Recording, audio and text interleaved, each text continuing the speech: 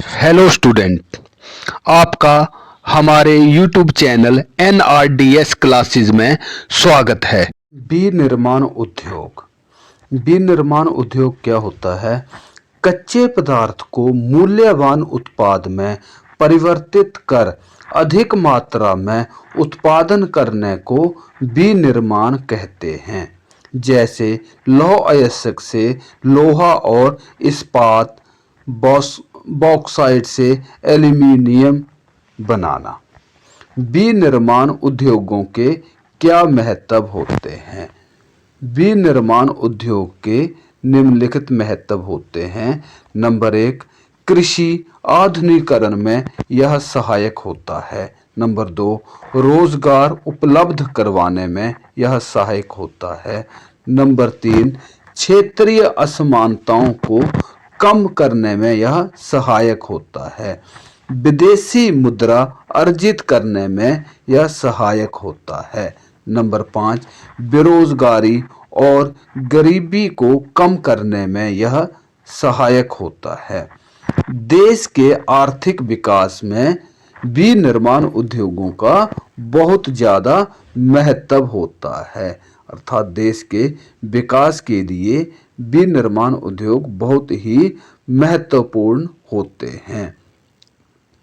कृषि और उद्योग एक दूसरे के पूरक हैं। इसका एक्सप्लेन करें तो कृषि और उद्योग एक दूसरे के पूरक होते हैं। पूरक का अर्थ होता है कि एक के बिना दूसरा नहीं अपना अस्तित्व रख सकता है। कृषि आधारित उद्योगों में कृषि पैदावार की बढ़ोतरी को प्रोत्साहित किया जाता है, क्योंकि यह उद्योग कच्चे माल के लिए कृषि पर निर्भर करते हैं।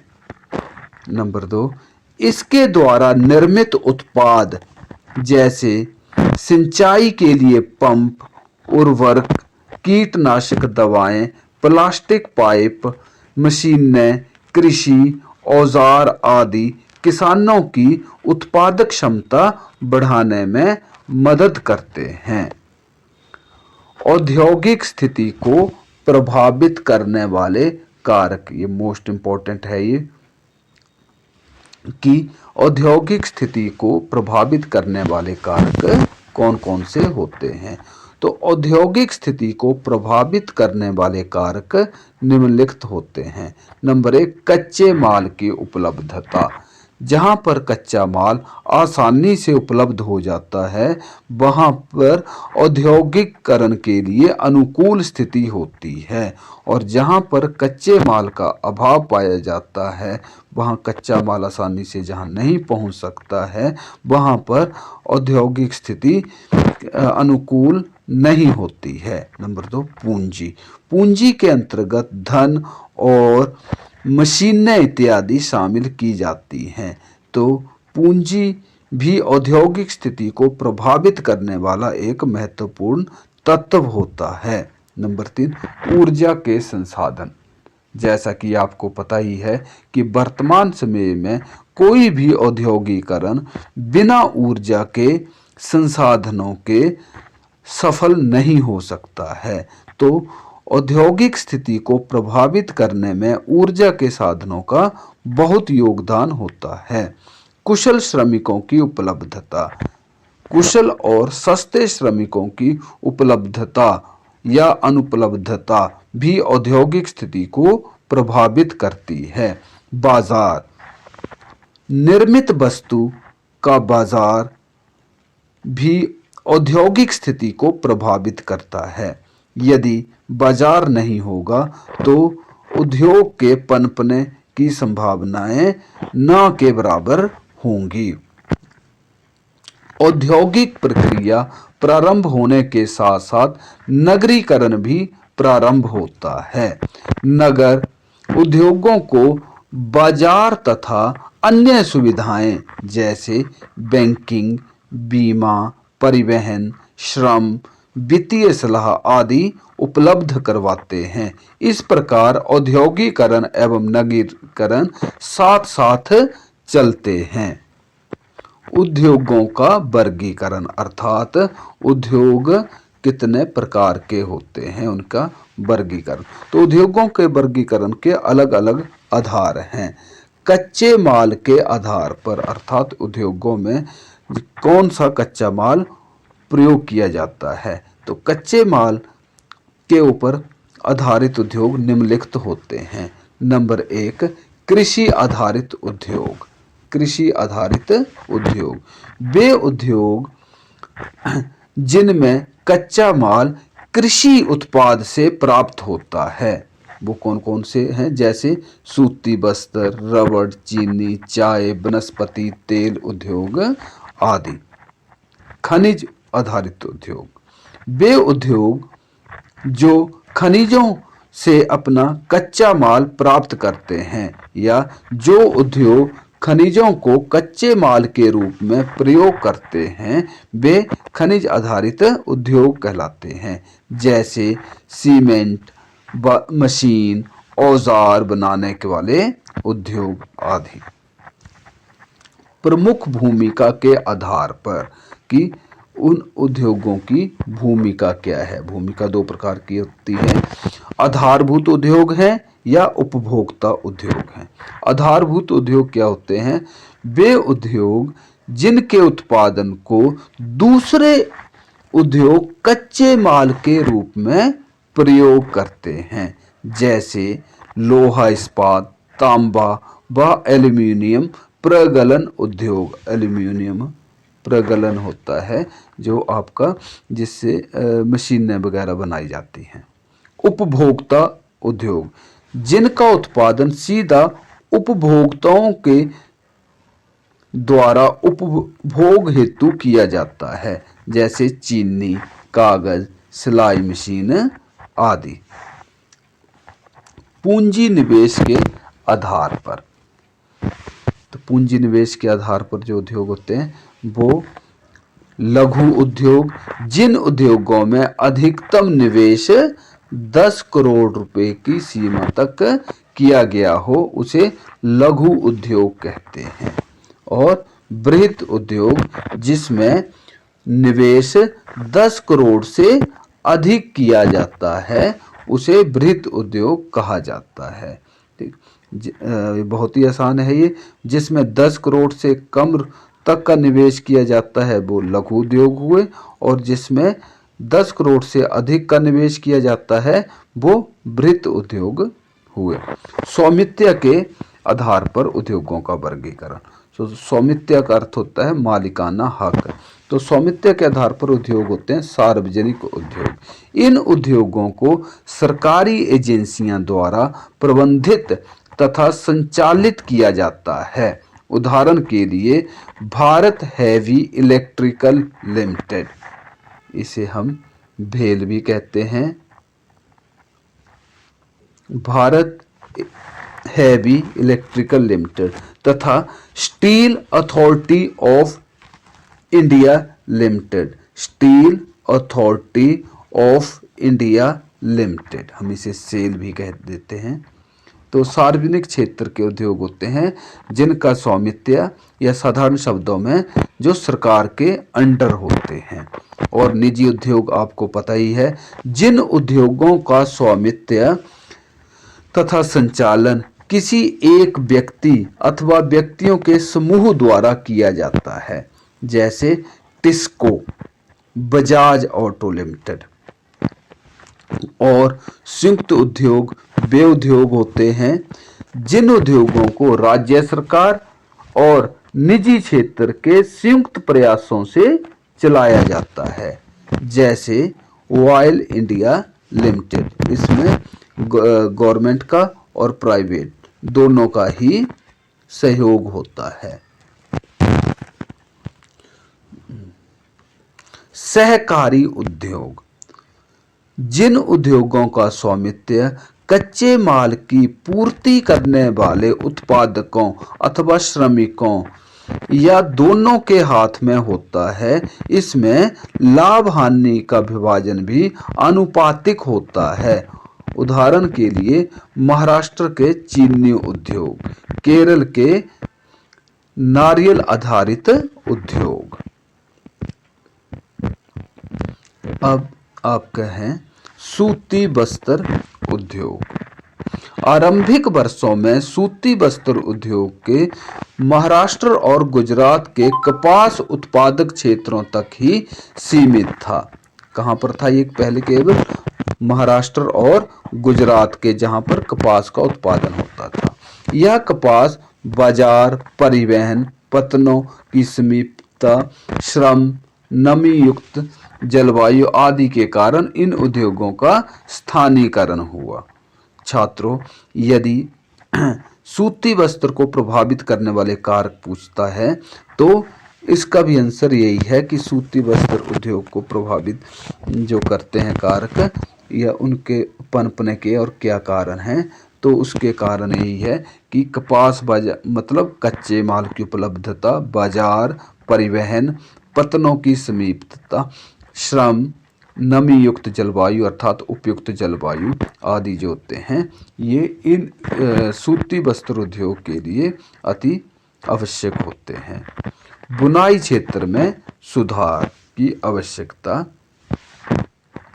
बुनाई क्षेत्र ये जो है आपका वस्त्र उद्योग से ही संबंधित है ये। तो इसमें अनियमित विद्युत आपूर्ति को दूर करना। आपको पता ही है भारत में अभी भी बिजली की समस्या जो है अभी शहरों में, खासकर दिल्ली में तो कुछ स्तर पर ही अब सुधर गई है, लेकिन अभी भी भारत में अगर हम बड़े स्तर पर देखें तो इसकी आपूर्ति जो है वो सुनिश्चित नहीं है। नई मशीनरी के उपयोग की आवश्यकता। आज भी हम अपने उत्पादन में प्राचीनतम मशीनरी का ही उपयोग करते हैं। हम इनोवेशन, आधुनिकता का तो हम उपयोग बहुत ही कम करते हैं और जिसके कारण हमारा जो है लाभ भी उतनी मात्रा में नहीं बढ़ पाता है। कम श्रमिक उत्पादकता में सुधार। हमारी जो श्रमिक उत्पादकता है वो दूसरे देशों के मुकाबले बहुत कम है। और कृत्रिम वस्त्र उद्योग से प्रतिस्पर्धा। वर्तमान समय में कृत्रिम वस्त्र उद्योग जो है उनसे बहुत बड़ी प्रतिस्पर्धा है, कंपटीशन है, जो कि इस उद्योगों को हतोत्साहित कर रहे हैं, मतलब उनको ठीक से पनपने नहीं दे पा रहा है। फिर है हमारा पटसन जूट उद्योग। पटसन पर्यावरण अनुकूल तथा जैव निम्नीकरण पदार्थ है। भारत पटसन का सबसे बड़ा उत्पादक है और बांग्लादेश के बाद यह दूसरा सबसे बड़ा निर्यातक है। बांग्लादेश जो है वो सबसे बड़ा निर्यातक है, नंबर 1 पर है, और इंडिया जो है वो दूसरे नंबर पर आता है। अधिकतर पटसन उद्योगों के हुगली नदी के तट पर स्थापित होने के क्या कारण है? अर्थात जो पटसन उद्योग है इंडिया का वो हुगली नदी के आसपास ही संकेंद्रित है, वो उसके पास ही बना हुआ है। ठीक है, तो इसके क्या कारण है? निम्नलिखित कारण है। नंबर 1, पटसन उत्पादक क्षेत्रों की वहाँ पर निकटता है। दूसरा, वहाँ पर सस्ता जल परिवहन उपलब्ध है। तीसरा, वहाँ पर सस्ते और कुशल श्रमिक उपलब्ध हैं। और चौथा, निर्यात के लिए वहाँ पर पतन, हुगली जो है और कोलकाता जो है पास में पड़ते हैं, तो वहाँ पतन उपलब्ध हैं। कच्चे पटसन को संसाधित करने के लिए प्रचुर जल की उपलब्धता होती है, जो कि वहाँ पर पाई जाती है। पटसन उद्योग की क्या चुनौतियाँ हैं? वर्तमान समय में जो इसकी जो चुनौतियां हैं, पटसन उद्योग में भी कई सारी चुनौतियां पाई जाती हैं। तो उसकी मेन चुनौती जो है कृत्रिम वस्त्रों से प्रतिस्पर्धा हो रही है और पटसन उत्पादक अन्य देशों से भी कड़ी प्रतिस्पर्धा इस उद्योग को मिल रही है। अगला टॉपिक है हमारा चीनी उद्योग। सबने देखी है चीनी। तो भारत विश्व में चीनी का दूसरा सबसे बड़ा उत्पादक देश है, लेकिन गुड़ और खांडसारी के उत्पादन में भारत पहले नंबर पर है। चीनी के मामले में दूसरा है और जो गुड़ और खांडसारी है उसमें वो पहले नंबर पर है। इस उद्योग में प्रयुक्त कच्चा माल भारी होता है तथा धुलाई के दौरान इसमें मौजूद सुक्रोज की मात्रा घट जाती है। उद्योग मौसमी है, इसलिए यह सरकारी क्षेत्र के लिए अधिक उपयुक्त माना जाता है। आपको पता ही है चीनी से होता है, ये तो बताने की आवश्यकता है नहीं। भारत में जो चीनी उद्योग जो है ये जो है गन्ने से बनती है। पिछले कुछ वर्षों में चीनी मिलों की संख्या दक्षिण और पश्चिमी राज्यों विशेषकर महाराष्ट्र में बढ़ी है। ठीक है, इसके क्या कारण हैं? इसके निम्नलिखित कारण हैं। इन राज्यों में गन्ने में सुक्रोज की मात्रा अधिक होती है और यहाँ पर जलवायु अनुकूल है, और इन राज्यों में सहकारी समितियां जो हैं वो अधिक सफल हुई हैं। चीनी उद्योग को क्या क्या चुनौतियां हैं? तो चीनी उद्योग की जो चुनौतियां हैं वो निम्नलिखित हैं। चीनी उद्योग का अल्पकालिक होना, गन्ने से इसका गन्ना इसका कच्चा माल है, तो ये उद्योग जो है मतलब पूरी 12 महीने नहीं होता है जब गन्ने का उत्पादन होता है। ये कृषि आधारित उद्योग है, तो जब इसकी फसल आती है तभी ये होता है। पुरानी तथा अक्षम तकनीक का इस्तेमाल आज भी हम उसी तरीके से करते हैं जैसे कि हम 100 साल पहले चीनी बनाते थे। हम नई टेक्नोलॉजी का प्रयोग नहीं करते हम चीनी बनाने में।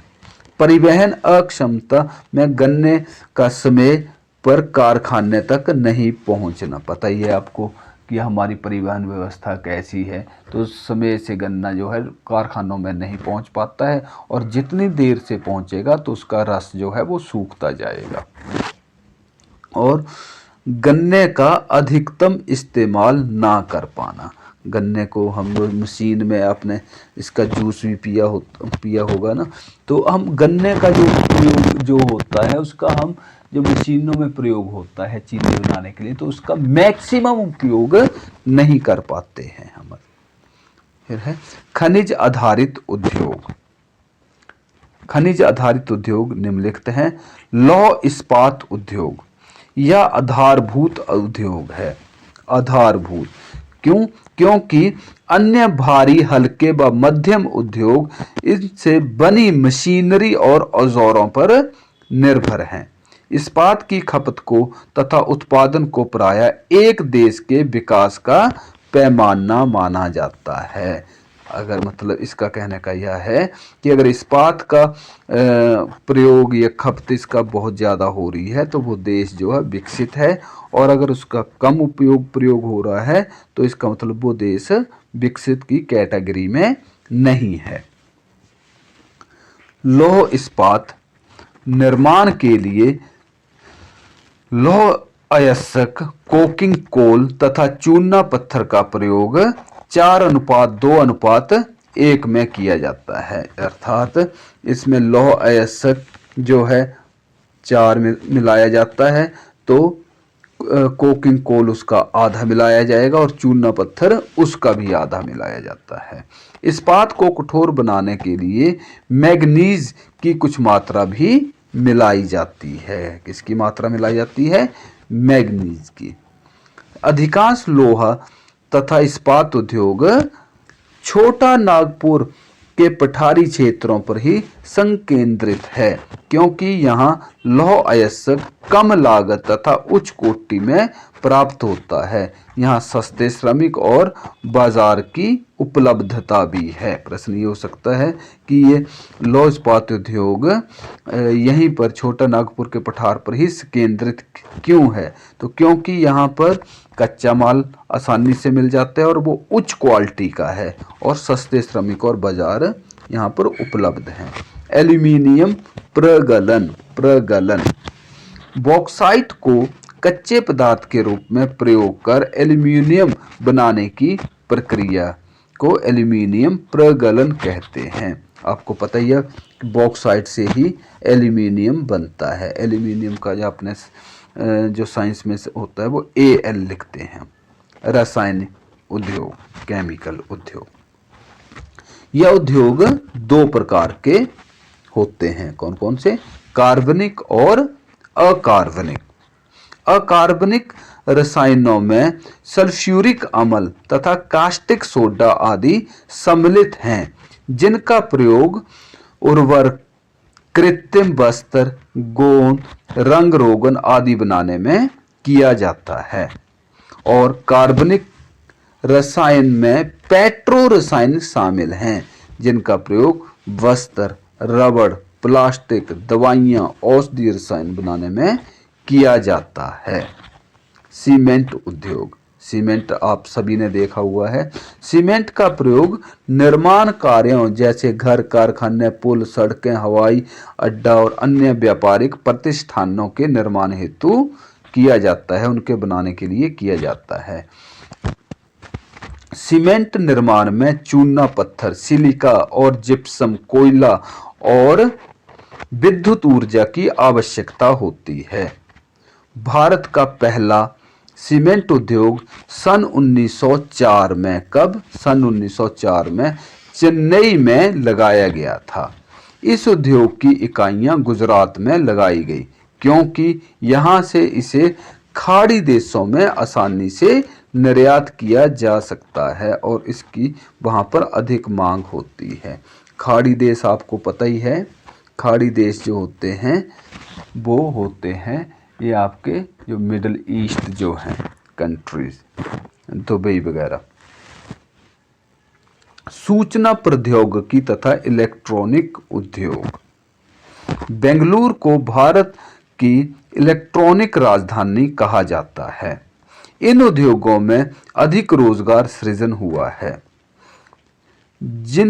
जिसने महिला सशक्तिकरण को भी बढ़ावा दिया है। इस क्षेत्र में बीपीओ, बिजनेस प्रोसेसिंग आउटसोर्सिंग, विदेशी मुद्रा अर्जित करने में महत्वपूर्ण योगदान निभाते हैं। औद्योगिक प्रदूषण तथा पर्यावरण निम्नीकरण। उद्योग 4 प्रकार के प्रदूषण फैलाते हैं। कौन कौन से? वायु प्रदूषण, जल प्रदूषण, तापीय प्रदूषण और ध्वनि प्रदूषण। वायु प्रदूषण, हवा में जो प्रदूषण होता है, ठीक है, उसमें जो मात्रा जो होती है जहरीली गैसों की वो बढ़ जाती है। जल प्रदूषण, पानी जो है प्रदूषित हो जाता है, पीने योग्य नहीं रहता है और उसमें जो होते हैं मछली वगैरह जो अन्य जीव होते हैं उनको भी संकट आ जाता है। तापीय प्रदूषण जो होता है तापमान को बढ़ाना। और ध्वनि प्रदूषण, शोर जो करते हैं वो। उद्योगों के कारण पर्यावरणीय निम्नीकरण की रोकथाम हेतु सुझाव, मतलब पर्यावरण को कैसे हम संरक्षित करें इन उद्योग, क्योंकि उद्योग भी जरूरी है और पर्यावरण को बचाना भी जरूरी है, दोनों ही जरूरी हैं। तो पर्यावरणीय निम्नीकरण को रोकथाम के लिए क्या क्या सुझाव हैं? तो विभिन्न प्रक्रियाओं में जल का न्यूनतम प्रयोग करें। दूसरा, जल को 2 या 2 से अधिक उत्तरोत्तर अवस्था में पुनर्चक्रित किया जाना चाहिए। वर्षा जल का जल संचय किया जाना चाहिए। नदियों व तालाबों में गर्म जल तथा अपशिष्ट पदार्थों को प्रवाहित करने से पहले उसका शोधन करना चाहिए। जैसे यांत्रिक क्रियाओं द्वारा प्रथम शोधन, जैविक प्रक्रियाओं द्वारा द्वितीय शोधन और जैविक, रासायनिक तथा भौतिक प्रक्रियाओं द्वारा तृतीय शोधन, ताकि जल जो है वो फिर उसी अवस्था में आ जाए। अब इसके बाद बच्चों आपके एक क्वेश्चन हैं, ठीक है, जो कि मैं नेक्स्ट वीडियो में आपको बताऊंगा। ऐसी ही महत्वपूर्ण जानकारी और अपडेट के लिए हमारे चैनल NRDS क्लासेस को लाइक करें, सब्सक्राइब करें और बेल आइकन का बटन जरूर दबाएं। धन्यवाद।